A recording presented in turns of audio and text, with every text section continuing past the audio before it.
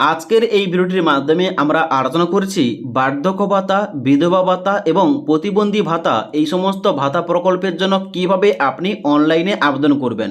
সবার প্রথমে বলে দিই, রাজ্য সরকারের এই সমস্ত ভাতা প্রকল্পের আবেদন করতে হলে অনলাইনে আবেদন করা যায় না। আপনাকে অফলাইনে পঞ্চায়েত অথবা বিডিও অফিসে গিয়ে অফলাইনে ফর্ম জমা করতে হয় এবং ডকুমেন্টস জমা করতে হয়। তবে যদি আপনি কেন্দ্র সরকারের এই সমস্ত ভাতা প্রকল্পের জন্য আবেদন করতে চান, এটা কিন্তু অনলাইনে ব্যবস্থা রয়েছে। অনলাইনে আপনি খুব সহজেই আবেদন করতে পারেন। তবে রাজ্যের যে ভাতা প্রকল্প ওখানটায় কিন্তু অ্যাপ্রুভ একটু তাড়াতাড়ি হয়।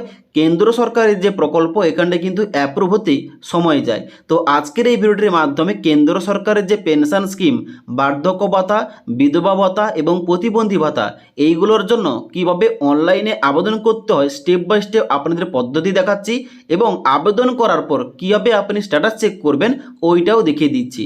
তার জন্য যারা আপনারা বার্ধক্য ভাতা, বিধবা ভাতা এবং প্রতিবন্ধী ভাতার জন্য অনলাইনে সঠিকভাবে আবেদন করতে চান, ভিডিওটি আপনারা না টেনে শেষ পর্যন্ত দেখুন। আপনাদের স্টেপ বাই স্টেপ সমস্ত কিছু বুঝিয়ে বলছি।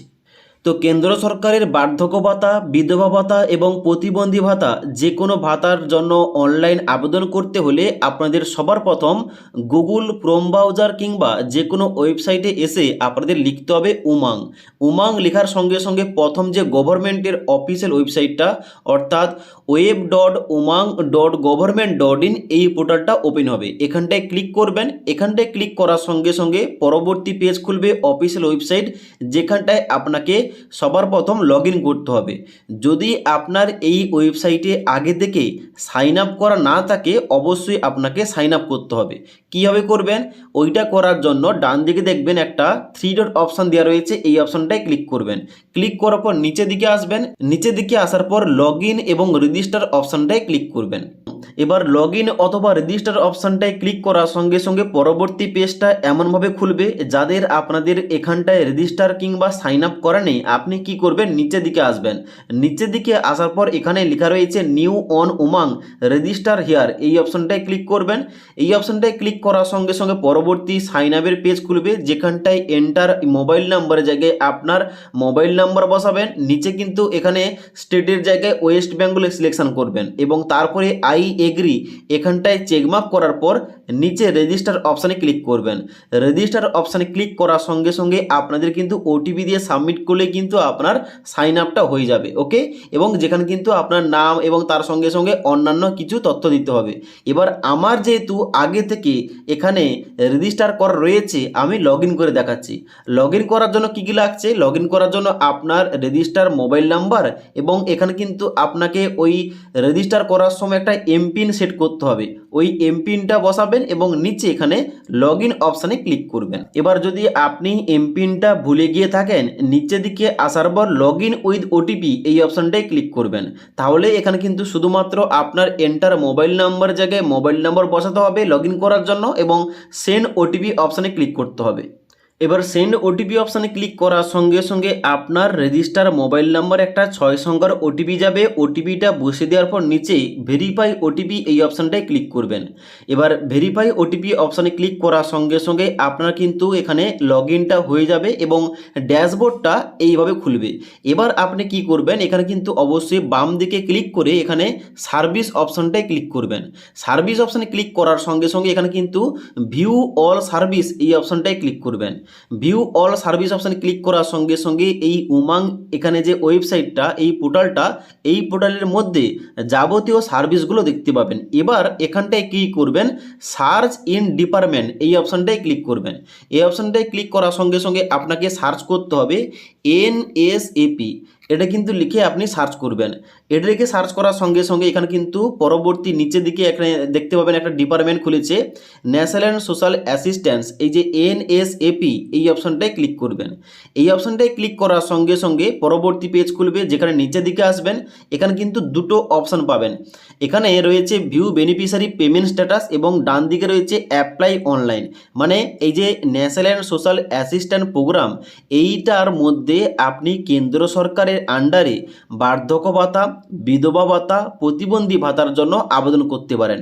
তবে আপনি যদি চান কেন্দ্র সরকারের আবেদন না করতে, অবশ্যই আপনি রাজ্য সরকারের জন্য আবেদন করতে পারেন। তবে রাজ্য সরকারের পেনশন প্রকল্পের জন্য আপনাকে অফলাইনে ফর্ম জমা করতে হবে পঞ্চায়েত অথবা বিডিও অফিসে। আশা করি বুঝতে পারলাম। এটা শুধুমাত্র কেন্দ্র সরকারের জন্য। কেন্দ্র সরকারের যদি আপনি পেনশন প্রকল্পে আবেদন করতে চান, অনলাইনে আবেদন করতে পারেন। এবার অনলাইনে আবেদন করার জন্য অ্যাপ্লাই অনলাইন এই অপশানটাই ক্লিক করবেন। অ্যাপ্লাই অনলাইন অপশানে ক্লিক করার সঙ্গে সঙ্গে এখানে কিন্তু পরবর্তী অ্যাপ্লিকেশন ফর্মটা খুলবে, যেখানটায় আপনাকে স্টেপ বাই স্টেপ সম্পূর্ণ ফর্মটা সঠিকভাবে ফিল আপ করতে হবে। তো এখানে কিন্তু 3টি ধাপ রয়েছে। প্রথমে রয়েছে অ্যাপ্লিক্যান্ট ডিটেলস, তারপর রয়েছে অ্যাকাউন্টের ডিটেলস এবং তারপর রয়েছে আধার ভেরিফিকেশান। এই 3টি পার্ট আপনাদের স্টেপ বাই স্টেপ দেখাচ্ছি কীভাবে আপনি ফিল আপ করবেন। প্রথম আপনাকে সিলেকশন করতে হবে স্কিমের নাম। এখানটায় কিন্তু অনেকগুলো স্কিম রয়েছে, যেখানে প্রথম রয়েছে এখানে ডিপিএস মানে ডিসেবল পেনশন স্কিম। তারপর রয়েছে এখানে আইজিএনও এপিএস মানে Indira Gandhi national old age pension scheme এবং তারপর রয়েছে এখানে Indira Gandhi national widows pension scheme. এবার যে কোনো একটা স্কিমে যখন আপনি ক্লিক করবেন, তার এখানে কিন্তু নিচে ফুল ফর্মটা দেখিয়ে দেবে। এবার যদি আপনি বার্ধক্য ভাতার জন্য আবেদন করতে চান, আপনাকে কিন্তু দ্বিতীয় যে অপশানটা আইজিএনওএপিএস এই অপশানটা সিলেকশন করতে হবে। এটা সিলেকশন করার সঙ্গে সঙ্গে দেখাচ্ছে Indira Gandhi national old age pension scheme. Okay, এবার এর জন্য আপনি কীভাবে আবেদন করবেন সম্পূর্ণ দেখাচ্ছি। এবার এখানে কিন্তু ডান দিকে স্টেটের জায়গায় আপনাকে কিন্তু অবশ্যই ওয়েস্ট বেঙ্গল এটা কিন্তু আপনাকে সিলেকশন করতে হবে। ডান দিকে ডিস্ট্রিক্টের জায়গায় মানে আপনি কোন জেলার বাসিন্দা ওইটা কিন্তু আপনাকে সিলেকশন করতে হবে। এখান থেকে কিন্তু সিলেকশন করবেন আপনার জেলার নামটা, তারপর নিচের দিকে আসবেন। নিচের দিকে আসার পর এখানে কিন্তু এরিয়া মানে আপনি গ্রাম এলাকায় বসবাস করছেন নাকি শহর এলাকায়, এখানে কিন্তু আপনাকে ওইটা সিলেকশন করতে হবে। যারা আপনারা গ্রাম এলাকায় বসবাস করছেন আপনাদের রুরাল এই অপশনটা সিলেকশন করতে হবে। তারপরে ডান দিকে সাব ডিস্ট্রিক্টের জায়গায় আপনার সাব ডিস্ট্রিক্ট কী রয়েছে এখানটায় আপনি কিন্তু লিস্ট থেকে আপনাকে কিন্তু এখানে সিলেকশন করতে হবে। ওকে, তো আপনার সাব ডিস্ট্রিক্ট সিলেকশন করার পর এবার আপনাকে কী করতে হবে, ডান দিকে গ্রাম পঞ্চায়েত যেখানটায় আপনার গ্রাম পঞ্চায়েতের নাম এখান থেকে আপনাকে সিলেকশন করতে হবে। গ্রাম পঞ্চায়েতের নাম সিলেকশন করার পর এবার এখানে কিন্তু নিচে রয়েছে ভিলেজ, যেখানটায় কিন্তু আপনার ভিলেজ অথবা আপনার গ্রামের নামটা এখান থেকে সিলেকশন করতে হবে। ওকে, এবার এইভাবে এখানে কিন্তু সিলেকশন করার পর ডান দিকে বলা হচ্ছে হ্যাবিলিটেশন।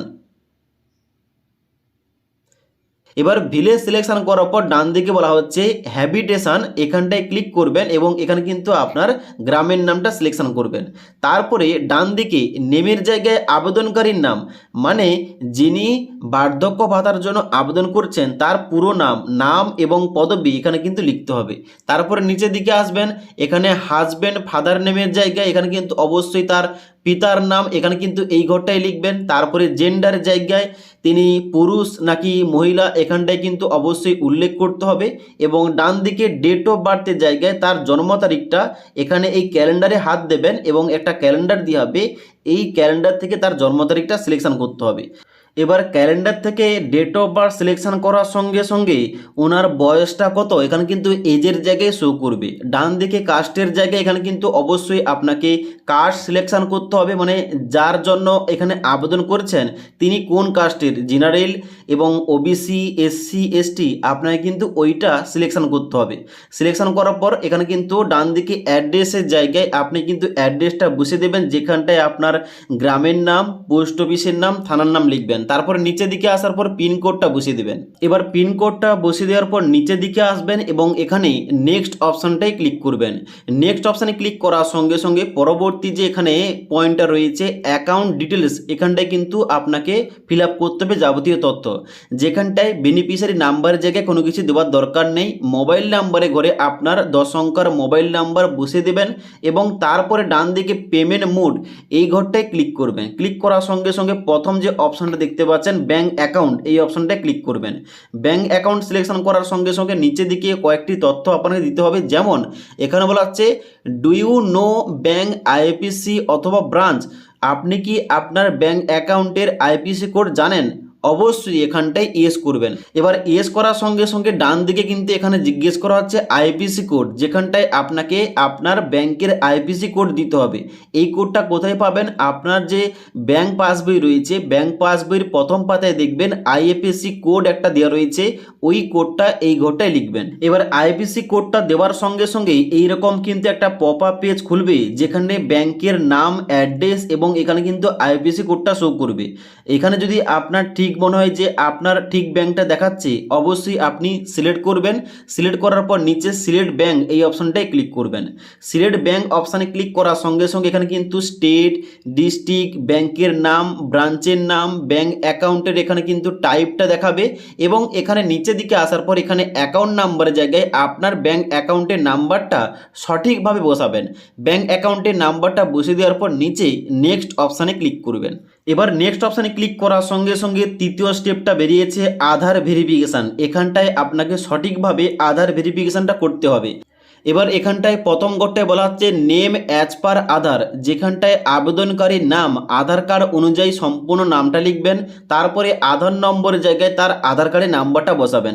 তারপরে ডান দিকে বলা হচ্ছে আপনার আধার কার্ডের ফটোটা এখানটায় আপলোড করতে, যেখানটায় বলা হচ্ছে ম্যাক্সিমাম 50 কেবি, 50 কেবির মধ্যে জেপিজি, জেপিইজি অথবা পিএনজি ফরম্যাটে আপনাকে ওই আধার কার্ডের ছবিটা এখানে আপলোড করতে হবে। তবে একটা কথা মাথায় রাখবেন, আপনি যে আধার কার্ডটা আপলোড করছেন, আধার কার্ডের জন্য দুই পাশ এক সাইডে থাকে, মানে ছবিটায় এমনভাবে স্ক্যান করবেন এখানে কিন্তু অবশ্যই প্রথম সাইড এবং তার পাশে দ্বিতীয় সাইডটা যেন থাকে। এবার আধার কার্ডের নাম্বার এবং ছবিটা আপলোড করার পর নিচের দিকে আসবেন। নিচের দিকে আসার পর এখানে একটা প্রিভিউ অপশান দেখতে পাবেন। এই প্রিভিউ অপশানে ক্লিক করে অবশ্যই আপনার অ্যাপ্লিকেশন ফর্মটা চেক করে নেবেন যে আপনার সমস্ত কিছু তথ্যগুলো ঠিকঠাক দিয়েছেন কিনা। সমস্ত কিছু চেক করার পর এখানে কিন্তু ব্যাগ এসে অবশ্যই ডান দিকে দেখতে পাচ্ছেন সাবমিট অপশান দেওয়া রয়েছে। এই সাবমিট অপশানটায় ক্লিক করবেন অ্যাপ্লিকেশন ফর্মটা সাবমিট করার জন্য। এবার সাবমিট অপশানে ক্লিক করার সঙ্গে সঙ্গে এখানে কিন্তু মোবাইল নাম্বার ভেরিফিকেশান করার জন্য আপনাকে ওটিপি দিতে হবে। ওটিপি দেওয়ার জন্য এখানে কিন্তু একটা পপ আপ পেজ খুলবে, যেখানটায় গেট ওটিপি অপশানটায় ক্লিক করবেন। গেট ওটিপি অপশানে ক্লিক করার সঙ্গে সঙ্গে আপনার মোবাইল নাম্বারে একটা ওটিপি যাবে। ওটিপিটা এন্টার ওটিপির জায়গায় বসিয়ে দেবেন। এবার ওটিপিটা বসিয়ে দেওয়ার পর নিচের দিকে এই যে ভেরিফাই ওটিপি, এই ভেরিফাই ওটিপি অপশানে ক্লিক করতে হবে। এবার ভেরিফাই ওটিপি অপশানে ক্লিক করার সঙ্গে সঙ্গে এখানটায় দেখাবে মোবাইল নাম্বার ভেরিফাইড সাকসেসফুলি। এখানটায় কি করবেন? ক্লোজ অপশানটায় ক্লিক করবেন।